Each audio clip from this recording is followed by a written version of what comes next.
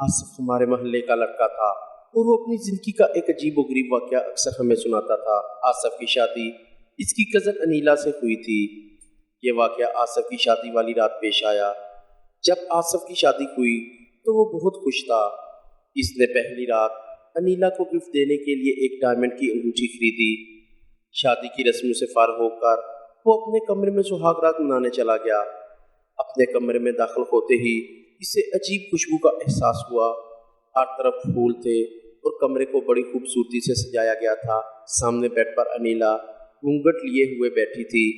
आसिफ मुस्कुराते हुए आगे बढ़ा और बेड पर अनीला से कुछ फासले पर बैठ गया और इसने अनीला से पूछा, कैसी है आप? अनीला ने जवाब दिया, मैं ठीक हूँ, आप सुनाए कैसे हैं आप?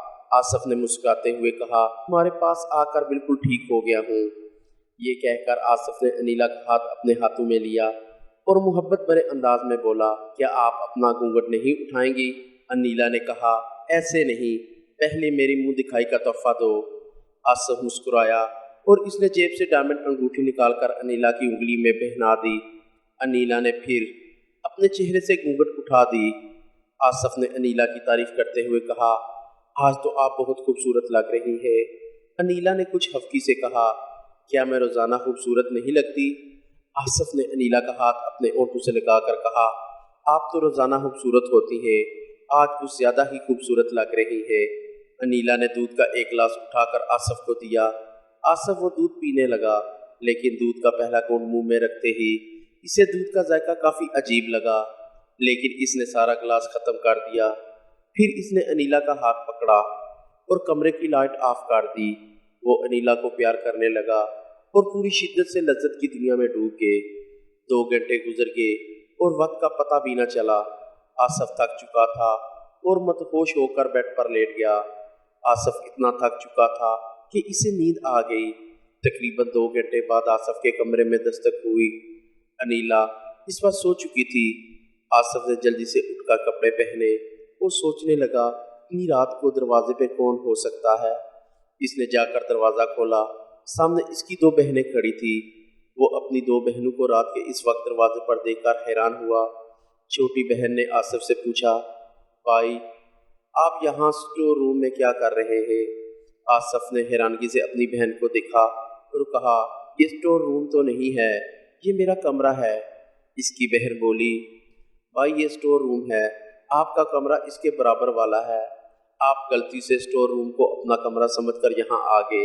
अनीला भाभी कब से आपका कमरे में इंतजार कर रही है। आसिफ को मजीद हैरानी हुई। इसने हैरानगी से कहा, क्या मतलब? अनीला तो मेरे पास कमरे में है, फिर तुम दोनों किसकी बात कर रही हो?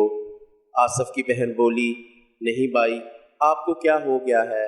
अनीला भाभी कमरे में आपका इंतजार कर रही है, आप आ जाएं अपने कमरे में। इसके बाद आसिफ की बहनें वहां से चली गई और आसिफ ने शदीद हैरानगी से कमरे को देखा जहां वो सुहाग रात मना चुका था। इसकी समझ में नहीं आया, अगर अनीला इस कमरे में है तो वो कौन थी जिसके साथ इसने सुहाग रात मनाई थी। आसिफ ने लाइट ऑन करके इस कमरे को देखा जहां इसने सुहाग रात मनाई थी, लेकिन लाइट ऑन करने पर वो सदमे में आ गया क्योंकि वो कोई कमरा नहीं था, वो पुराना स्टोर रूम था जहां हर तरफ कबाड़ पड़ी हुई थी। बेड और अनीला दोनों गायब थी, कहीं भी फूल वगैरह नहीं लगे हुए थे। इस कमरे में पुराने सामान के अलावा कुछ नहीं था। आसिफ तेजी से कलमा पढ़ते हुए इस कमरे से बाहर निकला और इस कमरे को बंद कर दिया। इसका सांस फूल चुका था। वो कुछ देर वही दरवाजे के पास खड़ा रहा, फिर बराबर वाले अपने कमरे में चला आया जहां बेड पर अनीला बैठी इसका इंतजार कर रही थी। अनीला ने सुर्ख जोड़ा पहना था और आसिफ हैरान था कि वो कौन थी जिसके साथ इसने सुहाग रात मनाई, और वो जिसे इसने दूध समझकर पिया था वो क्या था। आसिफ ये सोचकर ही खौफज़दा हो गया। वो बेजान कदमों के साथ चलता हुआ अनीला के पास आया। इसके पास तोहफे में देने के लिए कुछ नहीं था क्योंकि वो तोहफा वो इस जिनजादी को दे चुका था। आसिफ ने अनीला से माजरत की और फिर बिना कोई बात किए वो सो गया।